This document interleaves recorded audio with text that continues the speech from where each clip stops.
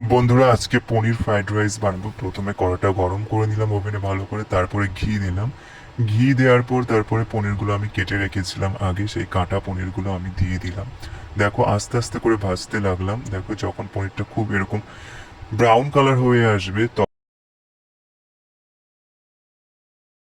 ছেড়ে দিলাম। দেখো, ভুট্টাগুলো আগে আমি সিদ্ধ করে নিয়েছিলাম, তারপরে দেখো আবার ভাজছিলাম পনিরের সাথে। যখন ভালো করে ভাজা হয়ে যাবে তারপর আমি কুচি কুচি করে গাজর কেটে দিলাম। দেখো, গাজরগুলো আমি ভালো করে গ্রিট করে নিয়েছিলাম। দেখো, দেখতেই পাচ্ছ কত দারুণ দেখাচ্ছে।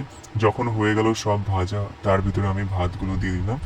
ভাতটা আমি আগে থেকেই করে রেখেছিলাম। দেখো, ভাত দেওয়ার পরে আবার ভাজতে শুরু করলাম। তার ভিতরে একটু প্রয়োজন মতো লবণ দিলাম আর একটু হলুদ দিলাম।